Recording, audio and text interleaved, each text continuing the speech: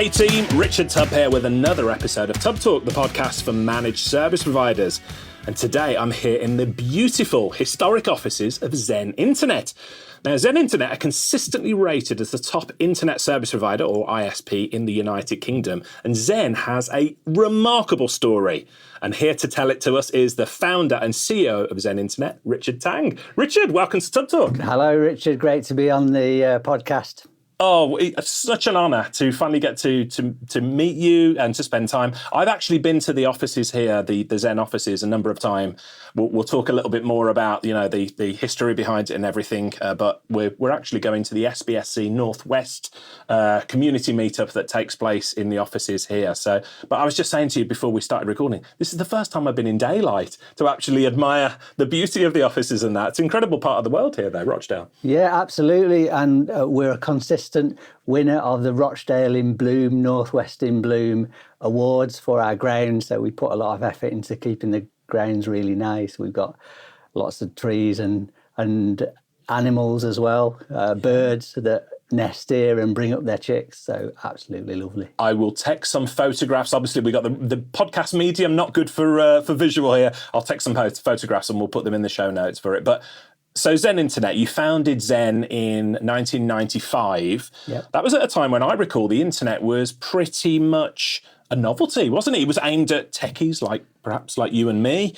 Tell us what prompted you to start the ISP Zen Internet. Yeah, it was so nichey. When we launched actually in 1995, we got an article in the Manchester Evening News, which was a really big deal for us. And it says, the internet is becoming a thing. It is used by 30 million people worldwide. And you think, wow, that's just how nichey it was. But yeah, I'd heard about the internet. I'd never used it. I was sat in a pub with my brother, Dan, and I said to Dan, do you think the internet will take off? And he'd used it at university, and he said, yes, I do. And I thought, well, that's interesting. Mm. Do you fancy setting up an internet service provider business? And the context there is I was a software engineer, and of course, every time I wanted to earn more money, I had to write more software. Back in the mid-90s, you remember the high streets were full of mobile phone shops. And I thought, what a brilliant business model. You sign someone up for a mobile phone, and then every month they pay you money and you don't actually have to do very much. Yeah, recurring revenue. So I thought, here's a great opportunity to do a similar thing with the internet, is to sign up an internet customer. Once they're signed up, I can sit back, drink my cocktail and just watch the money flow in. Now, bearing in mind, I was in my mid-20s at the time and pretty naive. I've never run a business before. And, I've been a techie all my life. I thought, this is interesting stuff. Sounds interesting. I would never have predicted the transformational nature the internet has had on society and business.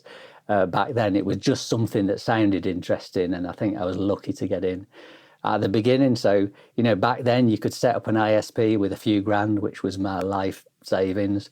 Back then we got 6 telephone lines in from BT, 6 modems, stuck them on a shelf and had a couple of Linux boxes, a 64 kilobit per second link out to the internet. Wow. Opened our doors for business, October 95, and sold our first dial-up internet connection for £10 a month. So, and I remember when we got our first couple of £10 a month, I thought, blimey, we're going to have to sell quite a few of these to pay the bills. But that was the founding idea. Yeah, just sort of heard about it. Yeah. Sounded interesting. And thanks to my brother Dan for saying, yes, he thinks it will take off. Yeah, without Dan's input there, Zen might not be what it is today. So exactly, thank you. There you go. Yeah. Sliding doors moment. So let's fast forward to today. How many people does Zen employ? What type of services and solutions do you sell? So 580 people roundabouts today. Our turnover about 120 million. Most of what we sell is broadband based. About 3/4 of the business is broadband.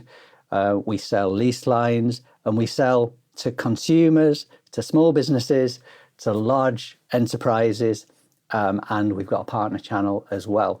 In the enterprise space, our key products are SD-WAN, cloud, and cloud comms, so hosted voice.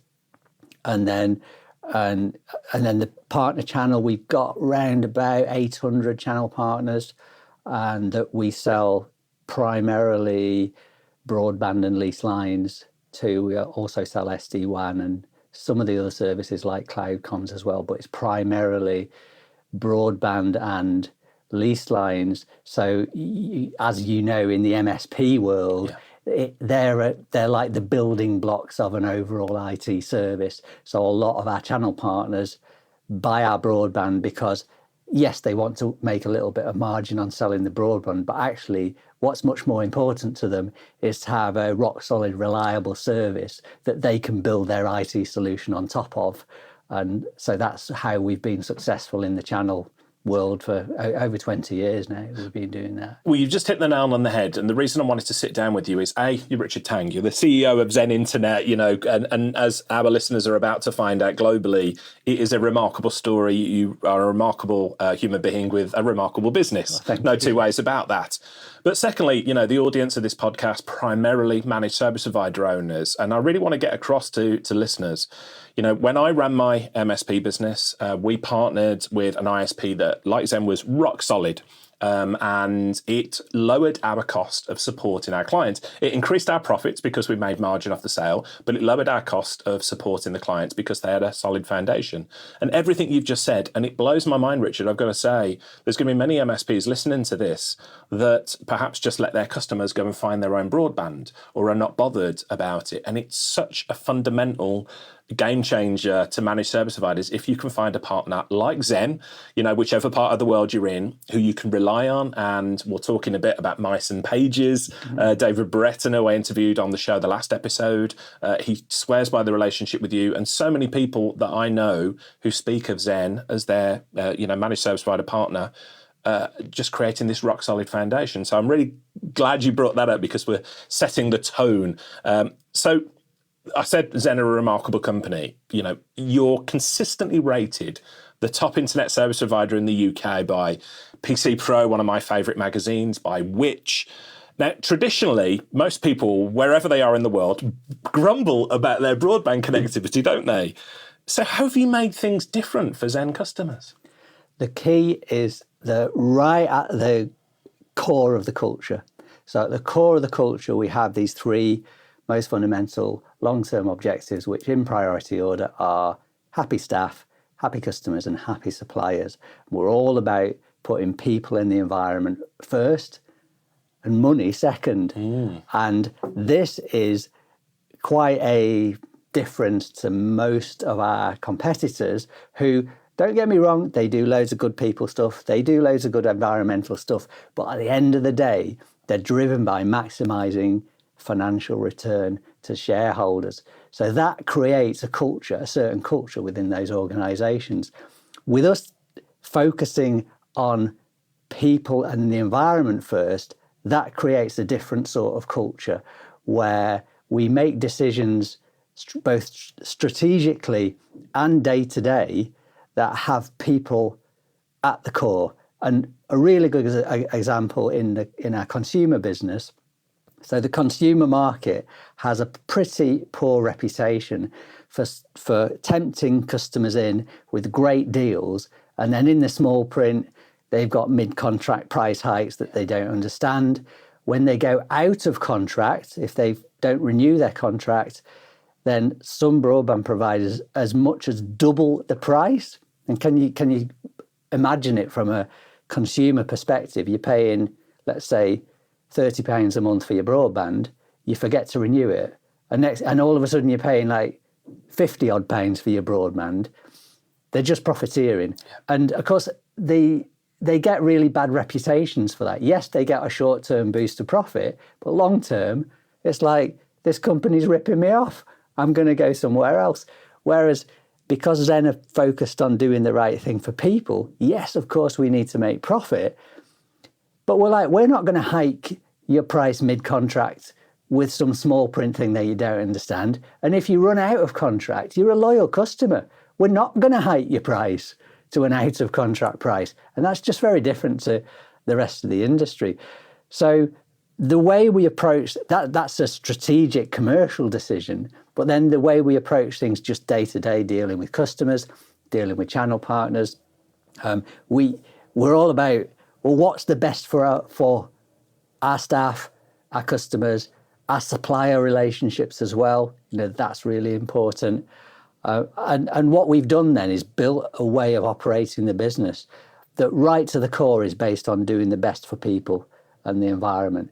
And that's, I think, where we differ. So if you've got, for example, one of our competitors that wants to compete on service with us, yes, they'll do lots of improvements to their service, but the underlying core is, but yeah, let's not forget we need to maximize shareholder return here. Let's not forget that our private equity or VC backers want to make a return, or our shareholders want a bigger dividend this year than they had last year. And of course, that then drives behavior that's not necessarily in the customer's best interest. So cutting corners on service, offshoring stuff, hiking prices in a way that is profiteering, and the list goes on and on in terms of tactics that they will employ to get the most money out of customers. Well, we'll talk about a little bit more about that in a minute. It is a hot topic, isn't it? But I want to dig into what you said there. So happy staff, happy customers, happy suppliers. Of course, the old adage is the customer is king. So I'm intrigued, with Zen having a reputation for prioritizing, as you just talked about, keeping staff happy, not profiteering. How does that work in practice when, perhaps, a customer wants something different, or that old adage, a customer is king? The two could conflict, don't they? How do you handle those situations? They could do. And when I guess, came up with these three most fundamental objectives, it was very deliberate to put them staff first, then customers. Yeah. It's still a fundamental objective, but below staff and then suppliers. And the reason that our staff are first is because the only way that you're going to deliver the best customer experience is with a workforce that's fully engaged in behind what you're doing. And that's why I put staff first, because you can't deliver that level of customer service if you've got a workforce that's disengaged, or that feels grumpy, or they're not fairly treated. So I viewed it a bit like a building block. You need an engaged and motivated workforce first. Once you've got that, you can deliver the absolute best customer experience. So I don't see them as conflicting. I see them as, yes, customer is king. I guess you could say, does it mean workforce is king? I think the answer is yes and yes, but they're not. They build on each other rather than being a choice of one or the other. Yeah, I totally get that. I think we've spoken on this podcast before. We talk about culture of business, and we'll delve into that a little bit more at Zen. But I've tried to say to our audience, managed service providers, sometimes, if you attract really good people to work within your business, build that culture. That doesn't just work to attract good people to work in your business. It attracts good people, suppliers, clients who want to work with the business as well. So it's a win-win, isn't it, across the board, that whole concept of culture? Yeah, absolutely. And we see it with the loyalty of our people here. So over a quarter of our workforce, about 150 Zen people, have been with the business over 10 years. Now there's probably about 15 that have been here over 20 years. We're the oldest internet service provider that still exists in its original form. And the fact that the people at Zen have stayed for so long, many times I've heard our people say, I never expected to stay with Zen for so long, but I stay here because I believe in what Zen is about. I believe in the values. We're here to try and make a positive difference to the world. We're not here to line the pockets of some select few individuals at the expense of the majority. Yeah, I think that sets Zen up for a really rosy future as well, because one thing when I speak to employers the world over with the emerging workforce, young people coming into it, they want a reason to go to work and to do things, and it's not just about earning a wage and churning out profit and things like that. So I really think it sets, what you've done here is setting up a blueprint that other companies can look at and go, yeah, this is the business of the future. Well, I really hope so, because I look at capitalism as it is today, and look, there are many good things with capitalism you absolutely want to keep. Competition, free market competition, survival of the fittest, that motivation to work hard and be better than your competitors, all really, really good. Many bad sides of capitalism which over-focus on money, making the select few obscenely rich at the expense of the majority, damaging the environment for the sake of profits. There's things that are not sustainable in today's capitalist world, and what I would like to achieve within Zen is not only run Zen in a different way that puts people in the environment first, but also set an example to other companies to say, this is a way that you can have a financially successful business, growing, profitable. We've grown every year without a gap since 1995 now, so nearly 30 years, by focusing on people and the environment and putting money second. So it's a bit counterintuitive, but it's win-win. And if we can set an example to other businesses that you can have a financially successful business by not focusing on the finances, then that will be a real success for me personally. Yeah. Can we talk about the darker side of broadband for a minute? We touched upon it, didn't we, Richard?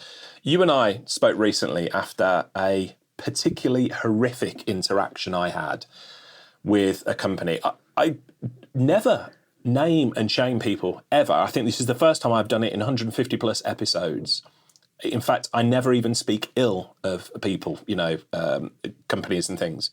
But I had such a horrific interaction with Virgin Media, who we use for our business broadband. And you and I spoke after that.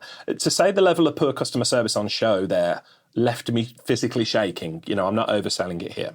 Maybe they were having an off day. But that's a company I'll never do business with again, genuinely, and I felt compelled to actually talk about it publicly and say, this has been such a horrific interaction. Stark contrast to what you do at Zen. You've got an army of loyal customers who speak so well of you that others come and join you. But I know some of the bigger companies have also employed dirty tactics when, to try and keep customers from moving to Zen. Virgin did it with me, and I was disgusted by it. Would I be putting you on the spot to ask you to speak about that? Absolutely not, and I'm happy to speak about that. Look, it doesn't happen very often that we become aware of, but from time to time, we do become aware of dirty tricks by very well-known names to either try and win customers from Zen or to retain customers that want to move to Zen. So there was one example a couple of months ago, and I won't name the name. It was a big, well-known name. The customer wanted to move away from this particularly big, well-known name to Zen. And the salesperson said to them, don't bother moving to Zen because we've acquired Zen. They're now part of us.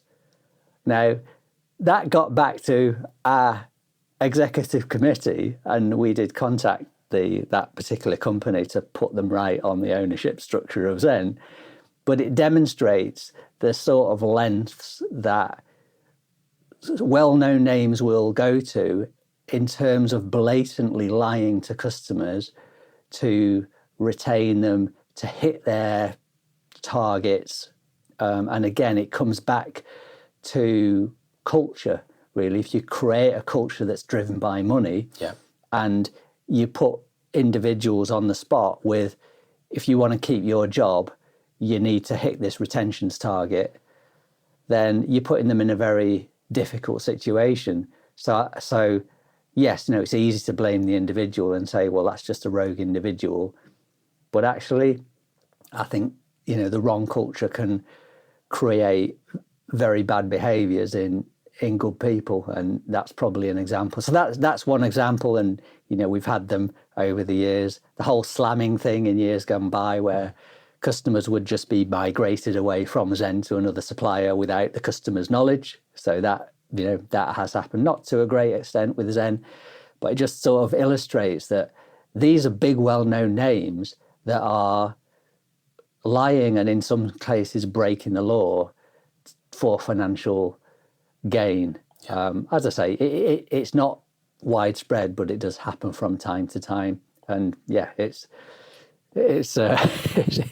rubbish, isn't it? Yeah, it makes you shake your head. And thank you for speaking to the topic. I know I put you on the spot a little bit there, but I felt as though it is a negative thing, but there's a great lesson to be learnt there for people listening in that, if you behave honourably with your head held high, there's no need for the dirty tricks to build a successful business like Zen and others in the marketplace. There really isn't. And Virgin Media, I know I've got friends who work for Virgin Media, a lot of good people there, but shame on you for for our interaction, especially. Yeah, and look, these two examples are, blatant lying examples.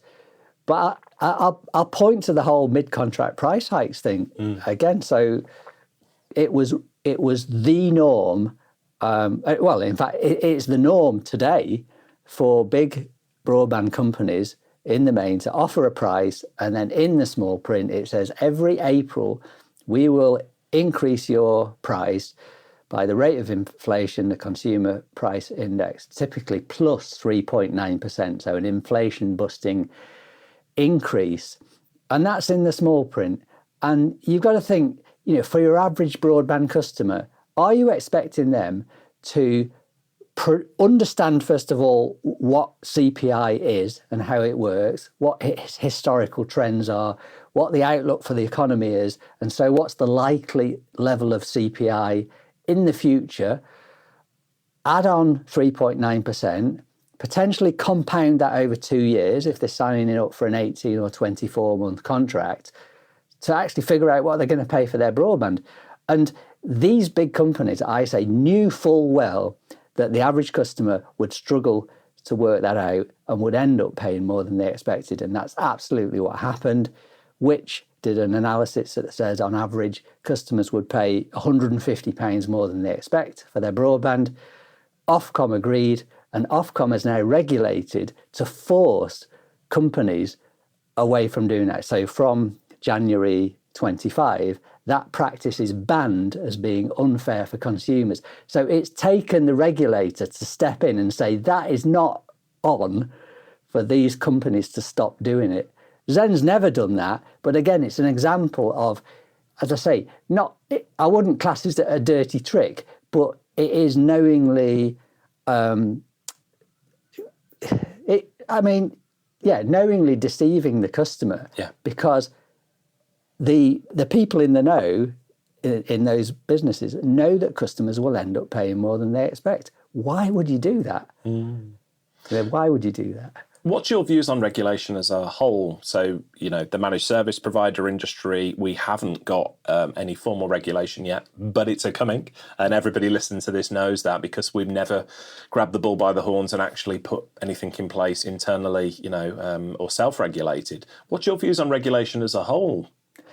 Well, Ofcom's job is very difficult. And part of the reason it's difficult is that because the companies that are being regulated will try and go right up to the boundary, and sometimes they step a bit further over the boundary. So it is difficult.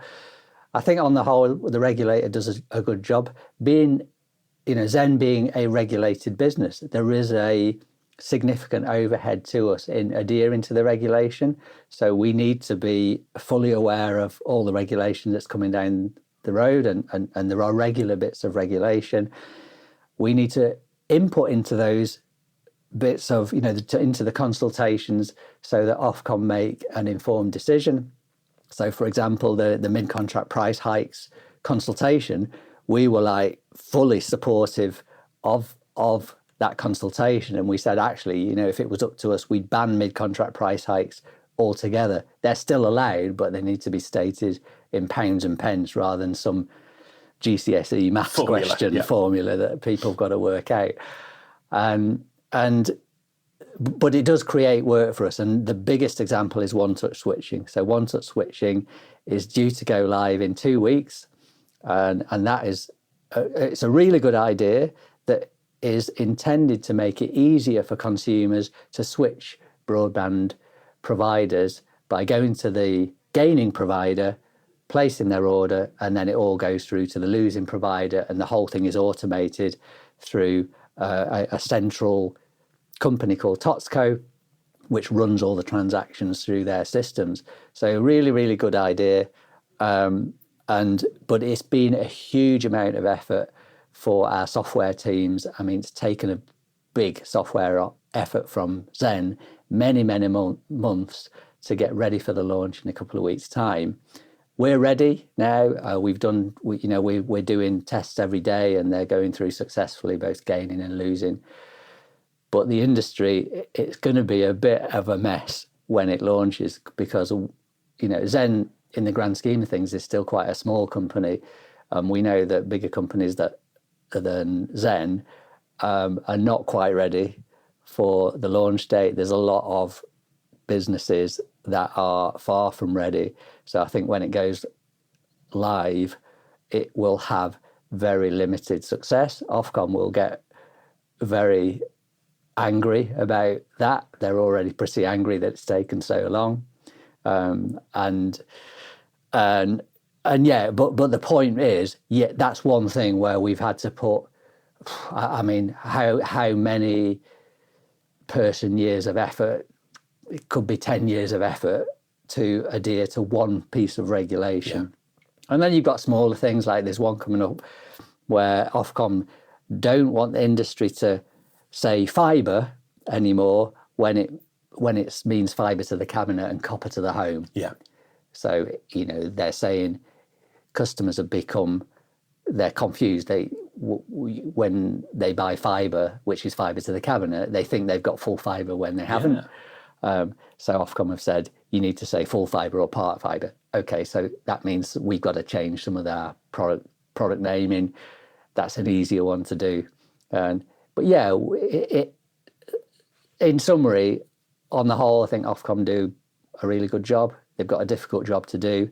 It is an overhead. So if it does come into the MSP world, then MSPs will need to be conscious of the resource and cost consequences of regulation. And I was talking to rural broadband provider Barn very recently. Of course, they're much smaller, but they still have to adhere to the regulation. And similarly, even though most of their footprint, there's no one to switch to, they still need all these systems and processes. They're still going to make the investments. Yeah. Talking of investment, let's in positive areas. So Zen Internet are also a B-corp business. We are indeed. Yes. So for the benefit of our listeners, what is B-corp and why is it important? So B-corp was started over in the US in San Francisco, I think. And it was a response to what I talked about earlier, this recognition that businesses put far too much focus on profit at the expense of people in the environment, and people in the environment are suffering. There's got to be a better model for business. So they came up with this structure, which they called B-corp, where you've got to change your articles of association to give the directors a legal responsibility to take into account people, community, environment, alongside profitability. So these things are equal, and it's a great movement. It's really taken off worldwide, and it is a different construct, I guess, to the standard commercial model of business. So one way of looking at it is the triple bottom line, where a standard business, every year you do your annual accounts and you report so much turnover, so much profitability and all the other stuff, cash flow, balance sheet is there, the financial results of the business. And B Corp says alongside your annual accounts, you need to publish a environmental and social responsibility statement that says, well, what have you done to deliver society benefit, benefit to society? What have you done to benefit the environment alongside actually making a financial return? So this triple bottom line.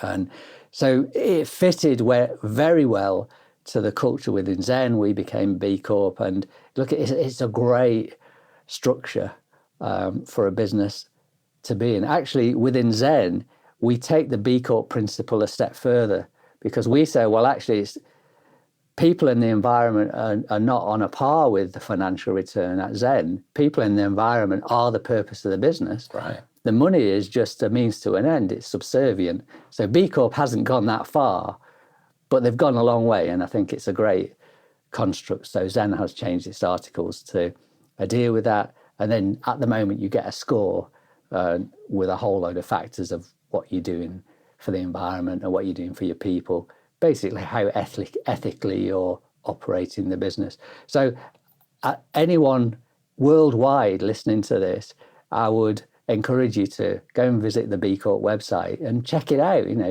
check it out, what's it all about. And if it strikes a chord with your own values, then sign up. Now, you get audited. There is a cost. You get audited. It is all voluntary, of course. You get audited for your social and environmental impact, and you get scored. And so you need to, you do need to put effort into it. But it's, this is the future of the planet and society that's at stake, so it's worthy of some effort. I would say so. And for the benefit of listeners, if you are interested in finding out more about B-corp, we'll include details in the show notes, as well as links to everything that Richard and I have already spoken about. But I am inviting on a B-corp MSP to join us on the show very, very soon. So I think thank you for starting the conversation about B-corp. I think it makes a lot of sense. I'm personally, as somebody who's passionate about the environment, very green for want of a better word, I'm concerned about the environmental impact of technology as a whole. There was a story came out just last week that in Ireland, for the first time, data center power usage had overtaken the rest of residential Ireland's electric use as a total. And of course, AI and things is, sort of driving that forward, I think. So we do have to be concerned. Tell us about how Zen manage environmental impact. What does B-corp look like in practice for you? Yeah, we have an environmental steering group that has a big influence on what we do as a business. And we look at all aspects of our environmental impact. Of course, measuring our environmental footprint, trying to reduce power where we can. Things like the obvious things like LED light bulbs. We've installed a solar panel array on the roof of the building that we're sitting in. That's a 1/4 megawatt array. And we work with industry, and this is a particular success, I think, working with the biggest players in industry and trying to coordinate efforts in terms of how are we going to get to net zero. And a great example of something that we were the catalyst for a few months ago was we put to industry, and all the big players were there. We said every time a customer switches their broadband provider, the new provider sends them out a new router. Yeah. And what happens to the old router? Now, sometimes it gets recycled. Sometimes it just ends up in a cupboard. But how many millions of routers are in people's cupboards from previous ISPs that they've switched from? And what we said was, look, in many cases, a router's a router. Why didn't the customer just keep the same router? So customer switches, for example, from BT to Zen or from Zen to BT. Why don't they just keep the same router? Because the router's capable of providing that service. And quite surprisingly, there was quite a lot of enthusiasm for doing that, because of course the environmental impact is massive, of course, from doing that. Now, we've not actually got to the stage of doing that but the discussions are in progress, and that's something that we catalysed. Another example is recycling and refurbishing our own routers, which we're trying to do as much of as possible, and we give offers to our customers, for example, to have the Wi-Fi boosters. Rather than getting a new one, you can have a refurbished one, and that's a bit cheaper. And one of our recent successes with routers is sometimes they come back and the customers had this router sitting in the sun, and maybe they've been smoking and the case has gone all yellow. And you're like, all we can do is that, we can't reuse that. The electronics are fine, but it just looks a real state. Yeah. And what we found is a mechanism where for, I think it's only about £8 or something, we can treat the plastic so that it's bright white again, and then put it back on, and there's a perfectly functional router that a customer can use for another 2, 3, 4 years. So it's not only good for the environment, actually it's saving us money as well in terms of recycling that kit. So that's a big focus area. Working with our supply chain is an important factor. So when we take on suppliers, we want to vet their environmental credentials. And again, that's hopefully encouraging our supply chain to be more environmentally conscious. Of course, that's critically important for net zero. So that's a lot of the stuff we do within the company. And then we do loads of stuff in terms of getting out in the environment and doing things like tree planting. So we've planted, including me personally, going out to North Yorkshire and planting trees. We've planted about 3,000 odd trees in the UK. That's wonderful. We've planted another over 10,000 abroad, and that's something that we're continuing to do, using money to plant trees. We do things like litter picking as well for environmental gain. So really looking to have, back to the, if people are in environment first, what can we do as a business to make our impact on the environment as positive as we possibly can? And look, we're in a climate crisis, a biodiversity crisis. We all need to do everything that we can. Yeah. Reusing things, recycling, switching lights off, little things sometimes. All adds up. It all makes a difference. Yeah. Really does. Yeah. I don't want to talk too much about specific technologies. We're a business show first and foremost, but what you're doing with broadband and other services here in the UK, of course, may not be applicable to listeners in other parts of the world. However, we're a Zen business customer. I've got a 1 gig fibre connection, works great. And you've recently announced plans for full fibre Max 7, which is a 2.5 gig fibre connection that utilises Wi-Fi 7. Am I right in saying that? Yeah, so we're the first channel supplier in the UK to offer multi-gig broadband. So that was a good success for us. And the full fibre 2000 product that we sell in the channel, it's either 1.8 gig or it's 2.5 gig. So it depends on which network it is served to that particular premise. If it's on the OpenReach network, it's 1.8 gig. If it's on the City Fibre network, it's 2.5 gig. So it depends. But yes, multi-gig. And then in terms of then supplying a router that will cope with that, we have selected the Amazon Eero. Yeah. And so we are going to supply to consumers the Eero 6E as a standard router, but with an upgrade path to the Eero 7, and that has got Wi-Fi 7. Yeah, indeed. So, and look, we expect that there'll be a good amount of demand for those multi-gig services. Now, what people will use all that bandwidth for, I'm not completely sure. Who cares, Richard? I want to say publicly, take my money. I want to be first on the list. In fact, I'm going to tap Richard up after this to make sure I'm put to the top of the list for that one. Absolutely, go for it. Now, last episode, we interviewed a friend of yours and the man who first introduced me to you, David Brereton of Myson Pages. Again, like yourself, like Zen, David and Myson Pages. David's a remarkable person, Myson Pages. It seems to me that you two were always meant to be great friends because you've got such a great sort of ethos towards business. So what's your relationship with David like? So David and I, we didn't know each other, but we grew up very close to each other in the Shawcliffe area of Rochdale. And, we went our various ways. But yeah, David's been a channel partner of Zen's for many, many years. He's now also a tenant in this building. Yeah. And I think just our approach to business gels. So the reason that Myson and Zen work so well as partners are the fact that we're very aligned in terms of values. We want to do the right thing. Yes, we have to make money as businesses. We're ambitious for growth and things like that. But we want to do the right things for our customers. We want to do the right things for our people. We want to leave a legacy that means something. And So yeah, look, David's a great guy, and the whole Myson team, absolutely brilliant. I did the Three Peaks charity walk with them for Spring Hill Hospice not so long ago, and they invited me along to that, and that was. I mean, it was a horrible rainy day, but we did the challenge. We raised a load of money. Absolutely great, So really strong partnership, and David's a great guy. We'll include a link to.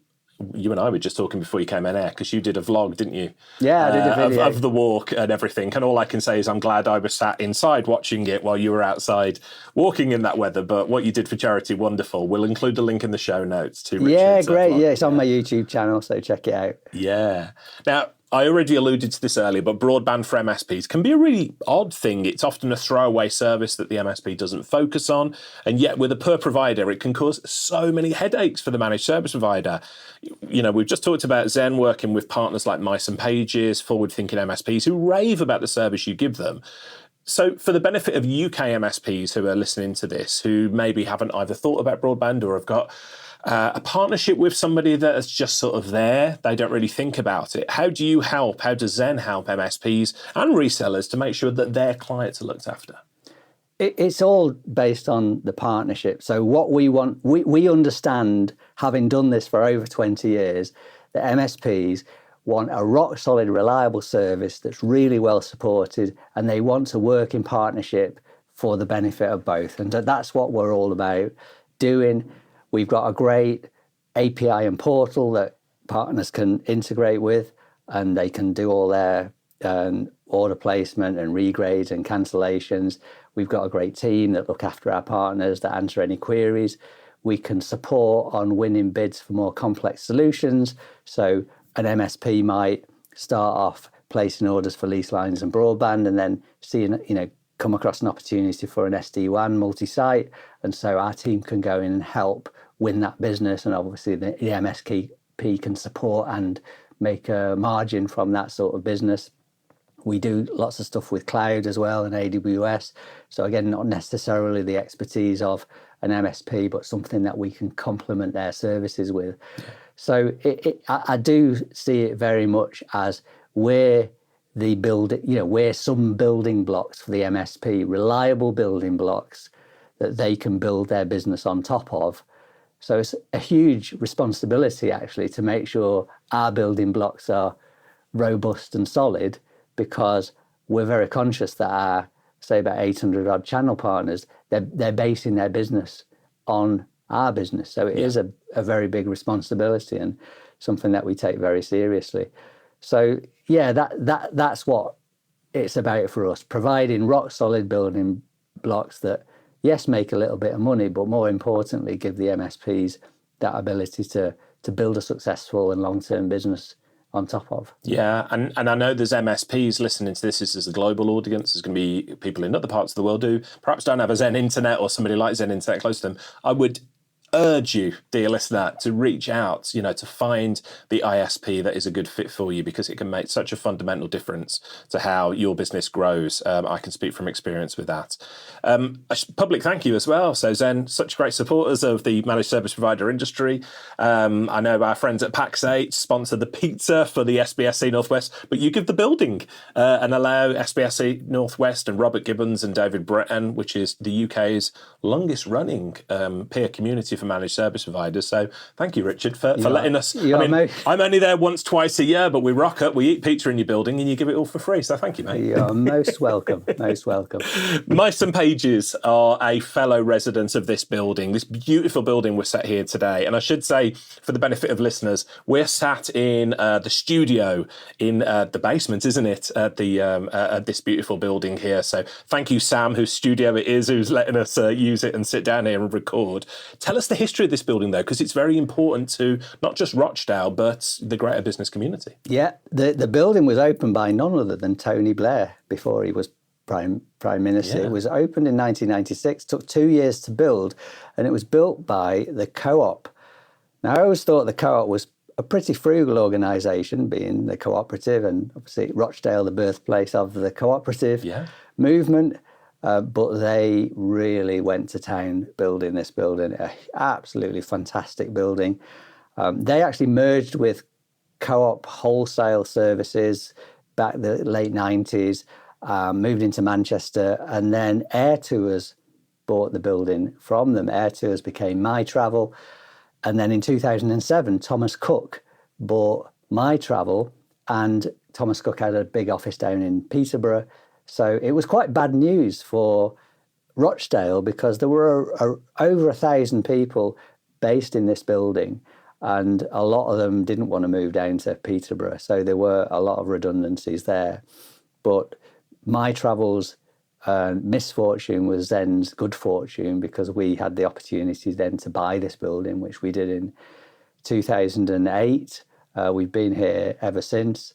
And because it was much bigger than we needed back then. We were about 250 people back then. We just bought a building that'll house over 1,000.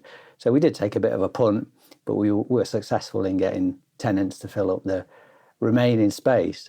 And that was the case up until COVID. And of course, now the new world of hybrid working, people need smaller offices because people are hybrid working. So, but we are filling it back up again. But yeah, if anyone needs a bit of office space in Rochdale, we do have a couple of remaining bits left. I mean, the building itself, absolutely superb building. So it was gorgeous. It was a fantastic architectural achievement back in the mid-90s, and yeah, it's fantastic to be here. Fantastic grounds. We've got a big data center here as well.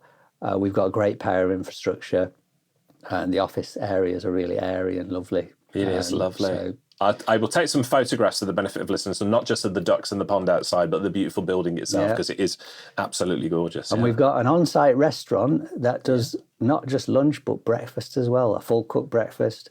And we've got a little lounge area that's open for tea, coffee and cakes and sandwiches and stuff.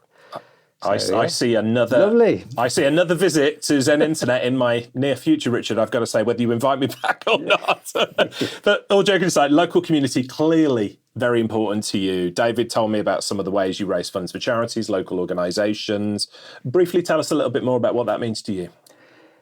Really important to me. Again, very aligned to our values. Every year we pick a charity, or sometimes 2 or 3 charities that we're going to support, and then we do a whole range of fundraising activities to raise money for those charities. And at the end of the year, Zen doubles everything that we've raised for the charities out of our profits.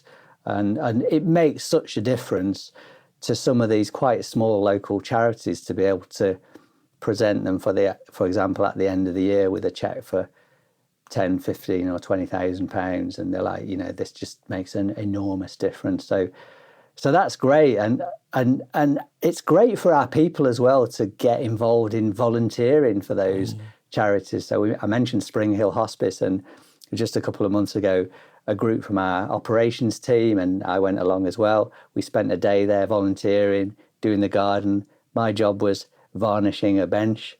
A couple of benches, which I did, and which takes ages, by the way. But again, you're doing something different, it's for a good cause.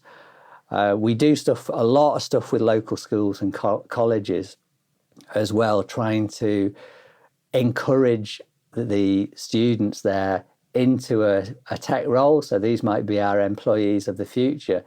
And in fact, not just the students, the pupils, but the teachers as well have been to Zen on sessions, so they know what's relevant to teach school kids in terms of getting the skills that are relevant for a career. We run code clubs, which is fantastic, again, for local schools, for the kids of our employees to get into software development and just generally playing with robots and stuff like that. We've got a big drive for women in tech. So our industry, as everyone will know, is hugely male dominated. Indeed. And so we've got a very vibrant women in tech group here at Zen that are trying to get schoolgirls and women, older women at any stage of life into a tech career. And I suppose breaking down those barriers that this is only for men, or this is what you go for women. And we've had loads of success with that getting, for example, women into our tech support roles, which was hugely male dominated. Blows my mind, Richard. Forgive the interruption. For managed service providers, and I'm sure it's the same for ISPs, if we think about the makeup of the UK population, 48, 50%, it's a split, isn't it, men and women? And yet tech support teams, nearly always male dominated. Yeah, it seems crazy to not be representative of the audience that you're serving. Yeah, but we've really shifted the needle there. So we've really shifted the needle to being, I don't know the exact stats, but almost all men to now, we've increased the proportion of women massively now in tech support roles. They're still in the minority, so obviously still work to do, but that's been a big success for us. Yeah, moving in the right direction. This has been an inspiring conversation. You'll have inspired not just me, you've inspired a lot of people listening to this conversation today, Richard. But I've got to ask, who inspires Richard Tang? Where does the Zen Internet CEO go for inspiration? Are there any sources or people that you go to for inspiration? There's no one source, and it's one of those things that's quite random and ad hoc. So I will tell you about, where did happy staff, happy customers, and happy suppliers come from? I was inspired by the King of Bhutan. The King of Bhutan? The King of Bhutan. Because Bhutan famously, don't they, have a happiness index, or they measure happiness? Absolutely. So the King of Bhutan, back in, it was 2008 when I set these fundamental objectives for Zen, and I was over in Bhutan on a paragliding trip. You learn a bit about the country, and you learn that the King of Bhutan says, there's the rest of the world trying to advance their GDP, their gross domestic product. Again, it's all about money. Mm-hmm. In fact, GDP, it's all about how much does the country consume. And the more that you consume, the better. Well, I mean, that sounds like an environmental disaster, and it is. Yeah. And the King of Bhutan says, forget GDP. What I'm most interested in is how happy is our country? How happy is our nation? So he coined this term GNH, gross national happiness. He said, that is what matters to me. And that really sowed the seed for me. I thought, really, that struck a chord. That's what I could do for Zen, gross national happiness. How could I translate that to a business? And that's when I came up with this idea of these three most fundamental long-term objectives in priority order: happy staff, happy customers, happy suppliers. And I came back from Bhutan and I told our senior team, I've had this inspiration.